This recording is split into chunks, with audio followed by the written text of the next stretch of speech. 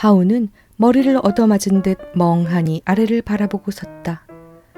그러다가 갑자기 언덕 모래 비탈을 지르르 미끄러져 내려가며 그렇게 빠른 속력으로 지금까지 잠기어있던 어두운 마음에서 벗어나 그 아버지가 무척 불쌍하고 정답고 그리고 그 아버지를 위하여서는 어떠한 어려운 일이든지 못할 것이 없을 것 같고 바오는 울음이 되어 터져나오려는 마음을 가슴 가득히 참으며 언덕 아래 메밀밭을 향해 소리쳤다. 아버지! 아버지! 아버지! 안녕하세요. 달고나입니다. 오늘은 현덕의 단편소설 나비를 잡는 아버지를 파주의 벽초지 수목원을 산책하며 읽어보려고 합니다. 소설가 현덕은 지난번 저의 오디오북 14번째 하늘은 맑건만 소설의 작가이기도 합니다. 현덕은 1938년 조선일보 신춘문예에 소설 남생이가 당선되면서 작품 활동을 시작했어요. 사회 전반에 대한 비판의식이 강하게 배어나지만 조선 프롤레타리아 예술가 동맹 카프라고 하죠. 카프나 구인회 등 문학단체에 참여하지 않고 독자적으로 활동했습니다. 등단 이후 2년에 걸쳐 발표한 8편의 단편 소설과 40여 편의 노마 연작 동화, 10여 편의 소년 소설을 제외하고 1940년 이후에는 거의 작품 활동을 하지 않았습니다. 대신 1945년 8.15 광복 직후 조선문학가 동맹 출판부장을 맡아 소설과 아동문학 분과에서 활동하면서 이미 발표했던 작품들을 묶어 1946년 소년 소설집 집을 나간 소년과 동화집 포도와 구슬을, 1947년 소설집 남생이와 동화집 토끼 삼형제를 간행했습니다. 6.25 전쟁이 터지고는 북한으로 가서 작품 활동을 했지만 그 이후에 죽음이라든가 자세한 기록은 전해지지 않습니다. 소설 속 바오는 그림 공부를 하며 사실 공부라고 하지만 이렇게 이렇게 풀 먹이고 이러면서 그냥 혼자 그림 그리는 거죠. 그림을 이제 그리면서 상급 학교에 진학하지 못한 아쉬움을 달래는데 바운의 땅 주인 아들 경환이 곤충 채집으로 나비를 잡는 것이 못마땅해 언쟁을 합니다. 방학이라 집에 와서 곤충 채집 하는 거죠. 약이 오른 경환이 구둣발로 바운의 참외밭을 망쳐버리자 바우와 경환은 멱살잡이를 하지만 결국 돌아온 건 바우가 사과하지 않으면 농사 짓던 땅을 더 이상 빌릴 수 없게 될 것이라는 협박뿐입니다. 바우는 죽어도 사과하기 싫습니다. 잘못한 게 없으니까요. 자, 바우의 억울한 심정을 파주의 벽초지 수목원의 예쁜 정원을 감상하시면서 들어보실까요?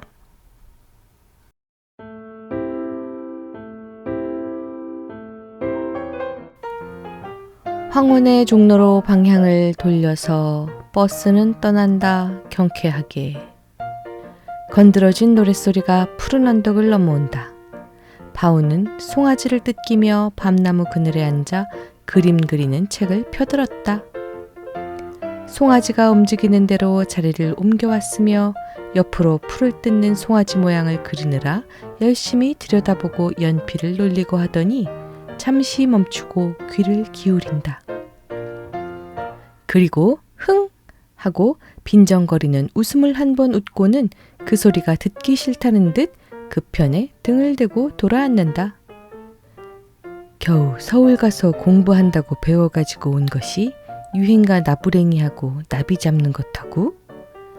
지난해 봄에 바오와 경환이는 한날에 그곳 소학교를 졸업을 하였다. 경환이는 서울로 상급학교를 가고 바오 자기는 집에서 꾸벅꾸벅 땅이나 파며 있지 않으면 아니 될 때 바오는 무척 슬퍼하고 억울해하고 따라서 경환이를 부러워도 하였다. 바오 자기가 값없이 보내는 그 하루하루에 경환이는 좋은 학교, 훌륭한 선생님 아래서 날마다 새로워가고 높아갈 것을 생각할 때 바오는 가만히 있지 못했다. 그 상급 학교에 가지 못하는 벌충을 여기다 하려는 듯이 틈이 있는 대로 그림을 그리었고 그것으로 즐거움이 되었다. 그리고 얼마 전에 그 경환이가 학위 휴가를 하고 서울서 집에 돌아왔다.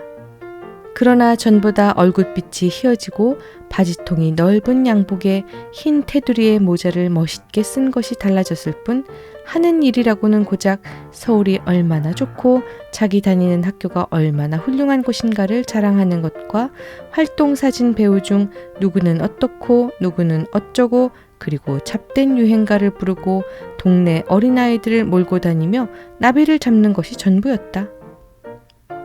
아마 경환이 자기는 이런 것으로 전일 보통 학교 때 늘 바우에게 성적으로 머리를 놀려 오던 분풀이를 하려는 듯이 뻐기며 다니는 것이다. 바우는 그 꼴이 곱게 보일 수 없었다.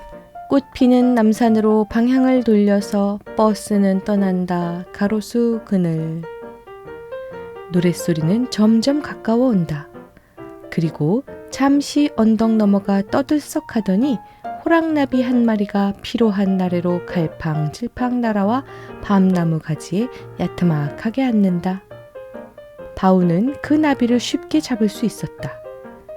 그리고 잠깐 그 호사스런 모양, 찬란한 빛깔을 들여다보다가 도로 날려보내려 할 즈음 언덕 위로 동네 아이들의 머리가 불쑥불쑥 나타나며 뒤미처 경환이가 나비 잡는 채를 휘두르며 뛰어 내려온다. 경환이는 바우가 앉아있는 밤나무 그늘로 들어서며 너 호랑나비 어디로 날아가는지 봤니? 하다가는 바우 손에 잡혀 있는 나비를 보고는 반색을 한다. 나 다우!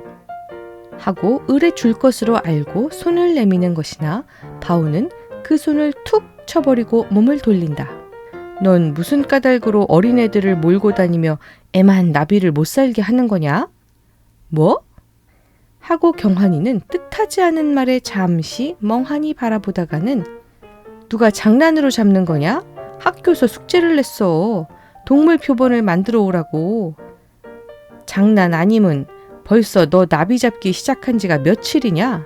그동안에 못 잡아도 100마리는 잡았겠구나. 거 다 동물 표본 만들고도 모자라서 또 잡는 거냐? 모두 못쓰게 잡았으니까 그렇지. 날개가 상하고. 하더니 경환이는 변색을 하고 한 발자국 다가서며 넌 남이 나비를 잡건 말건 무슨 상관이냐? 건방지게. 나도 상관할 만해서 그런다. 무슨 상관이야? 너 때문에 다음부턴 나비 구경을 못하게 되겠으니까 하는 말이다. 하고 바우는 경환이의 얼굴을 마주 노리다가 네가 동물 표본을 만들기 위해 나비가 필요하다면 난 그림 그리는데 필요한 나비야. 너만 위해서 생긴 나비는 아니지? 그러나 경환이는 흥! 하고 코웃음을 친다. 바우는 한층 음성을 높여 계속한다. 그리고 어린아이들에게 잡된 유행가는 너 왜 가르치는 거냐? 부르고 싶으면 네나 부르지. 이 말엔 매우 괘씸한 모양 경환이는 낯을 붉히며 대든다. 이 동네에서 나 하는 거 시비할 사람 없어. 건방지게 왜 이래? 하는 그 말 속엔 분명 자기는 마름집 외아들로서 지위가 높은 몸, 너 같은 소나 뜯기는 놈에게 시비를 받을 몸이 아니라는 빈정거림이 있다. 바우는 썩 비위가 상해서 흥! 하고 마주 코웃음을 치고 그리고 좀 더 골을 올리려고 두 손가락에 날개를 접어준 나비를 이것 넣어줄까 하는 신용으로 경환이 등을 향해 두어 번 겨누다가 그대로 공중으로 날려버린다. 나비는 방향이 없이 어지러이 한 바퀴 맴을 돌더니 언덕 아래로 높았다 낮았다 날아간다. 경환이는 갑자기 몸을 날려 그 나비를 쫓아간다. 그러다가 나비가 아래에 놓은 가운데로 날아가자 뒤돌아서 바우를 무섭게 한번 눈을 흘겨보고 그리고 돌 하나를 집어 근처에서 풀을 뜯고 있는 송아지를 때리고는 언덕 아래로 달아났다. 그러나 경환이의 심술은 이것만으로 고만두지 않았다. 송아지에게 먹을 만치 풀을 뜯기고 언덕 아래로 몰고 내려와 수수밭 모퉁이를 돌아섰을 때 바우는 다시금 놀랐다. 개울 건너 바운의 참외밭에서 경환이란 놈이 나비 잡는 채를 휘두르며 날뛰고 있다. 그까지 송장나비를 잡으려고 그러는 것이 아닐 텐데 경환이는 그 나비를 쫓아 굳으시는 발로 지금 한창 참외가 열기 시작하는 넝쿨을 함부로 질겅질겅 밟으며 이리 뛰고 저리 뛰고 한다. 일부러 그러는 것이 분명하다. 나비를 잡는 척 참외밭으로 몰아넣고 참외 넝쿨을 결단내는 것이리라. 바우는 눈이 뒤집혔다. 더욱이 그 참외밭은 장차 햇곡식 나기 전까지의 바우집 식구들의 식량을 거기다 예산하고 있는 것이요. 바우 자기도 참외가 잘 열면 책 한 권쯤 사 달라려고 벼르고 있던 터다. 바우는 나는 듯 개울을 건너 뒤로 쫓아가 등줄기를 한 번 후리고 그리고 인마 눈 없어? 이거 못 봐? 하고 낭자한 그 자취를 손으로 가리키며 넌 남의 집 농사 결단내도 상관없니 임마? 그러나 경환이는 우리 집 땅 내가 밟았기로 무슨 상관이야? 하고 기가 막히다는 듯 피? 하고 고개를 옆으로 돌린다. 그러나 사실 기가 막히기는 바우다. 우리 집 땅? 하고 허참 하늘을 쳐다보고 탄식하고는 땅은 너희 집 거라도 참이 넝쿨은 우리 집 거 아니냐? 누가 너희 집 땅을 밟는 데서 말이야. 우리 집 참이 넝쿨을 결단 내니까 말이지. 그러니 경환이는 머리에 썼던 운동모자를 벗으며 한 발자국 다가선다. 너희 집 참이 넝쿨은 그렇게 소중히 알면서 어째 남이 나비 잡는 건 회방을 놓는 거냐? 나도 장난으로 잡는 건 아니야. 장난이 아닌지는 몰라도 넌 나비를 잡는 거고 우리 집은 참이 넝쿨은 거기서 양식도 팔고 그래야 할 것이거든. 그래 나비가 중하냐 사람 사는 게 중하냐? 바우는 팔을 저어 신용하며 어느 것이 소중하냐고 턱을 대는데 경환이는 나도 거기 학교 성적이 달린 거야 하고 피 하며 업신여기는 웃음을 짓더니 너희 집 집안 살림을 내가 알게 뭐냐? 하고 같은 웃음으로 좌우를 돌아본다. 개울 건너 길가에 동네 아이들이 모여섰고 그 뒤로 지게를 진 어른들도 섰다. 바우는 낯이 화끈 달았다. 뭐 임마? 하고 대뜸 상대의 멱살을 잡고 그래서 남의 참이밭 결단 내는 거냐? 나빈 우리 집 참이밭에만 있고 다른 데는 없어 임마? 경환이는 멱살을 잡힌 채 이리저리 목을 저으며 이게 유도 맛을 보지 못해 이래? 너 다 그랬니? 다 그랬어? 하고 어르다가 날래게 궁둥이를 들이대고 팔을 낚아 넘겨치려 하나 그러나 원체 나무통처럼 버티고 섰는 바우의 몸은 호리호리한 경환의 허리 힘으로는 꺾이지 않았다. 도리어 바우가 슬쩍 딴죽을 걸고 밀자 경환이 자신이 쿵 나둥그러졌다. 그러나 쓰러졌다가 다시 일어설 때 경환이는 손에 돌을 집어들고 얼굴에 울음을 만들고는 이 자식아 남 나비 잡는 사람 왜 때리고 회방을 놓는 거야? 왜? 하고 비겁하게 돌든 손을 머리 위로 쳐들어 겨누는 것이다. 결국 싸움은 이때껏 아이들 등 뒤에 입을 벌리고 서서 보고만 있던 동네 어른 하나가 성큼성큼 개울을 건너가 사이를 뜯어놓고 그리고 경환이를 참외밭 밖으로 이끌어 나간 것으로 끝났으나 그러나 경환이가 손목을 이끌려 가면서 연해 뒤를 돌아보며 어디 두고 보자고 벼르던 그 말이 허사가 아니었다. 바우가 자기 집 장독간 앞에서 벌통을 들여다보고 앉았는데 경환이 집에서 부엌 심부름을 하는 계집아이가 왔다. 바우는 까닭없이 가슴이 성큼했다.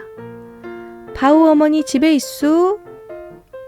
하고 계집아이는 안방과 부엌을 기웃거리다가 마당에 섰는 바우를 보고 너 우리 집 서울학생 때렸니? 하고 쳐다보다가 대답이 없으니까 너 야단났다. 우리 집 아씨가 막 역정이 나서 너희 어머니 불러오래 얘. 마침 우물에서 돌아오는 바우 어머니를 보고 계집아이는 다시 한번 그 말을 옮겨 들리며 함께 문 밖으로 사라졌다. 난 잘못한 거 없으니까 하면서 바우는 가슴이 두근거리었다. 일 없이 뒷곁으로 갔다 마당으로 나왔다 하며 어머니가 돌아올 때를 기다리면서 조마조마한다. 먼저 아버지가 뒷밭에서 돌아왔다. 이맛살을 찌푸린 얼굴로 아버지는 기색이 좋지 못하다. 호미를 마당 가운데 던지더니 아버지는 갑자기 큰 소리를 냈다. 참이밭에서 누구하고 싸웠니? 바우는 벌통 앞에 돌아앉아서 말이 없다. 너도 눈 있거든 참이밭에 좀 가봐. 넝쿨 하나 성한 게 있나 임마? 그 밭에 도지가 얼만지 아니? 벼루 10마리야. 참이는 안 돼도 낼 것은 내야지. 그리고 허구한 날 먹을 건 먹어야지. 그런 걱정은 없고 임마. 참이밭에서 싸움이 뭐냐 싸움이. 바우는 벌통 앞에서 일어서며 볼멘 소리로 누가 싸웠나? 경환이가 나비를 잡는다고 참이밭에서 막 넝쿨을 밟길래 말린 거지. 그러나 아버지는 1층 음성을 거슬렸다. 내가 뭐랬어. 참이밭 근처서 멀리 떠나지 말고 지키랬지? 그놈의 그림책 이리 내놔라.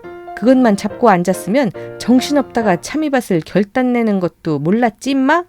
하고 그 그림책을 찾는 것처럼 두리번거리며 뒷곁으로 가며 아버지는 혼잣말로 서울 가서 공부한 것이 나비 잡는다고 남의 집 참외밭 결단내는 거냐고 중얼거리며 울타리에서 호박잎을 따고 있다. 아마 부러진 참외 넝쿨을 그것으로 이어보려는 것이리라. 조금 후 아버지는 호박잎을 따가지고 나오며 너희 어머니 어디 갔니?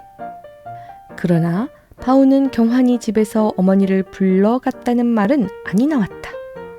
묵묵히 바우는 대답이 없다.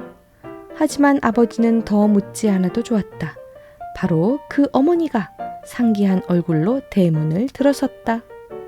어머니는 다짜고짜로 바우에게로 달려가 등줄기를 후리고는 자식이 어떻게 했으면 어미망신을 그렇게 시키니? 어서 나비 잡아가지고 가서 빌어라 빌어. 그리고 아버지를 향하고는 당신도 가보우 바깥사랑에서 부릅디다. 아버지는 어리둥절하여 바우와 어머니를 번갈아 쳐다보다가 어떻게 된 일이야 응? 그러나 어머니는 바우를 향해서만 또 남 나비를 잡거나 말거나 내버려 두지 어줍지 않게 회방을 놓는 거냐? 아 누가 회방을 놓았나? 남의 참이밭에 들어가 그러기에 못하게 말린 거지. 아 네가 밤나부골 언덕에서 손에 잡았던 나비까지 날려보내며 뭐라고 그랬다는데 그래? 그리고 어머니는 경환이 집 안주인이 꾸중꾸중 하더라는 것. 그리고 바우가 나비를 잡아가지고 와서 경환이에게 빌지 않으면 내년부턴 땅 얻어 붙일 생각을 말라더란 말을 옮기며 또 바우에게 어서 나비 잡아가지고 가서 빌어라 빌어. 아버지는 연해 끙끙 땅이 꺼지는 못마땅한 소리로 뒷짐을 지고 마당을 오락가락하며 무섭게 눈을 흘겨 바우를 본다. 그리고 바우는 어머니가 등을 미는 대로 부엌으로 뒷곁으로 피하다가는 대문 밖으로 나갔다. 그러나 담 밑에 붙어서서 움직이지 않는 바우를 어머니는 쫓아나와 다조진다. 이렇게 고집을 부리고 안 가면 어떡할 셈이냐. 땅 떨어져도 좋겠니? 너도 소견이 있지. 그러나 바우는 어슬렁어슬렁 길로 나가더니 우물 앞 정자나무 앞에 이르자 걸음을 멈추고 동네 노인들이 장기를 두고 앉았는 것을 넋을 놓고 들여다보고 섰다. 장기가 2판이 끝나고 3판이 끝나고 모였던 사람이 헤어져도 바우는 자리를 뜨지 않는다. 바우는 다만 자기가 조금도 잘못한 것이 없는 것, 그러니까 누구에게든 머리를 굽힐 까닭이 없다는 고집이 정자나무 통만큼 뻣뻣할 뿐이었다. 해가 저물었다. 지붕 너머로 바우집 굴뚝에도 연기가 오르고 그리고 그 연기가 잦아든 때에야 바우는 슬슬 눈치를 살피며 대문을 들어섰다. 그러나 건넌방 쪽에 눈이 갔을 때 바우는 크게 놀랐다. 아궁이 앞에 위하던 그림 그리는 책이 조각조각 찢기어 허옇게 흩어져 있다. 바우는 그 앞에 이르러 멍멍히 내려다보고 섰는데 등 뒤에서 아버지 음성이 났다. 임마, 남은 서울학교 다녀서 다 나비도 잡고 그러는 건데 건방지게 왜 다니며 회방을 놓는 거냐, 회방을. 그리고 파우가 그림 그리는 것과 그것은 아랑곳 없는 일일 텐데 아버지는 다음부턴 내 눈앞에 그 그림 그리는 꼴 보이지 말어라.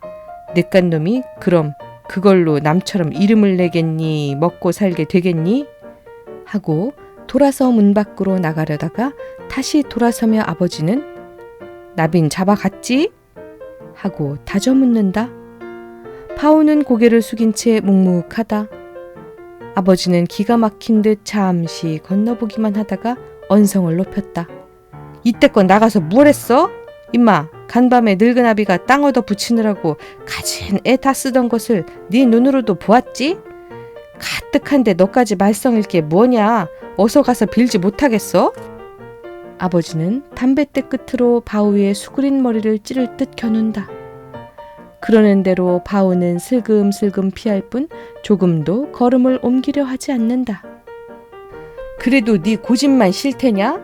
그럴라거든 아주 나가거라. 아주 나가. 하고 아버지는 빗자루를 들고 나섰다. 이런 때 어머니가 방에서 나와 그걸 빼앗아 던져버리고 가서 빌기만 하면 뭐러우. 나빌 잡아가야지. 그리고 지금은 어두워서 잡겠수? 내일 잡아가라지. 그리고 어머니는 바우의 등을 밀며 어서 올라가 저녁이나 먹어라. 하지만 아버지는 여전히 못마땅한 눈으로 흘겨보며 저런 놈 저녁은 먹여 뭐래? 아주 내쫓으라니깐 그래? 하고 자기가 먼저 문 밖으로 나간다. 어머니는 그 아버지가 들어오기 전에 어서 저녁을 먹으라고 권한다. 그러나 바우는 섰는 자리에 그대로 고개를 숙이고 어머니가 달랠수록 더 짜증만 낸다. 한종일 아버지 어머니에게 애매한 미움을 받고 또 그림책을 찢기우고 한 그 억울한 심정이 가슴속에 벅차 다른 무엇이 들어갈 여지가 없었다. 이튿날 아침이다. 건넌방 모퉁이서 바우는 아버지와 얼굴이 마주쳤다. 아버지는 어제와 다름없는 그 얼굴 그 음성으로 부엌에서 아침을 짓는 어머니를 향해 소리쳤다. 오늘도 저놈이 제 고집만 세고 나빌 잡아가지 않거든 밥 주지 말어. 그리고 바우를 향해서는 오늘은 나빌 잡아가지고 가봐야 허지? 그러지 않으려거든 영 집에 들어올 생각 말어라 임마. 아버지가 보이지 않는 곳에 이르자 어머니는 부엌에서 나와 작은 음성으로 바우를 달랜다. 아버지 속상하시게 하지 말고 오늘은 나빌 잡아가지고 가봐라. 땅이 떨어지거나 하면 너는 좋겠니? 생각해봐라. 바우는 여전히 말이 없다. 어머니는 그것을 바우가 순종하는 뜻으로 여긴 모양 부엌에서 아침을 차리기에 분주하였다. 얼른 밥 차려줄게. 먹고 나가봐. 그러나 바우는 어머니가 밥상을 날라오기 전에 자기가 먼저 슬며시 집 밖으로 나갔다. 밥을 10끼를 굽는 한이 있더라도 그 경환이 앞에 나비를 잡아가지고 가서 머리를 숙이기는 무엇보다 싫었다. 아들의 그만한 체면쯤 보아줄 줄 모르고 자기네 요구만 고집하는 아버지가 그리고 어머니까지 바우는 무척 야속했다. 노여웠다. 바우는 동구박 아랫마을로 가는 길가 축동 버드나무 그늘 밑을 고개를 숙여 생각에 잠기며 걷는다. 아침부터 요란스레 매미는 울고 속상하게 눈에 보이는 것은 여기저기 풀 위로 너풀거리는 나비다. 바우는 그 나비를 피해 가는 듯 문득 걸음을 바꿔 뒷산으로 올라갔다. 거기서 바우는 일상 하던 버릇으로 풀을 베어 널고 그 위에 벌렁 나둥그러져 하늘을 쳐다본다.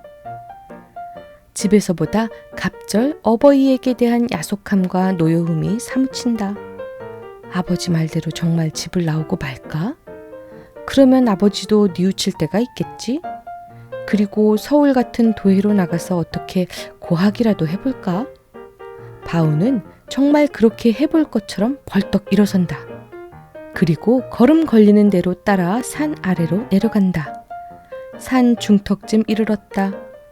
건너다 보이는 맞은편 언덕을 넘어 메밀밭 두덩에 허연 사람의 그림자가 엎드렸다 일어섰다 하며 무엇을 쫓는 모양으로 움직인다. 흥! 경환이 저놈이 또 나비를 잡는구나 하고 바우는 입가에 업신여기는 웃음을 짓는다. 산을 또 좀 내려와 바라볼 때 경환이로 본 그것은 어른이 분명했다. 흥? 경환이란 놈이 저희 집 머슴을 시켜 나비를 잡게 하는구나. 그리고 바우는 또 한 번 같은 웃음을 웃는다. 바우는 산을 내려와 맞은편 언덕 위로 올라섰다. 그리고 가까운 거리에서 메밀밭을 내려다 보았을 때 그는 놀라 벌린 입을 다물지 못했다. 경환이 집 머슴으로 본 사람은 남 아닌 바로 자기 아버지였다. 아버지는 농잎을 벗어들고 나비를 쫓아 엎드렸다 일어섰다 하며 그 똑똑지 못한 걸음으로 밭두덩을 지척지척 돌고 있다. 바우는 머리를 얻어맞은 듯 멍하니 아래를 바라보고 섰다. 그러다가 갑자기 언덕 모래 비탈을 지르르 미끄러져 내려가며 그렇게 빠른 속력으로 지금까지 잠겨있던 어두운 마음에서 벗어나 그 아버지가 무척 불쌍하고 정답고 그리고 그 아버지를 위하여서는 어떠한 어려운 일이든지 못할 것이 없을 것 같고 바우는 울음이 되어 터져나오려는 마음을 가슴 가득히 참으며 언덕 아래 메밀밭을 향해 소리쳤다. 아버지! 아버지! 아버지!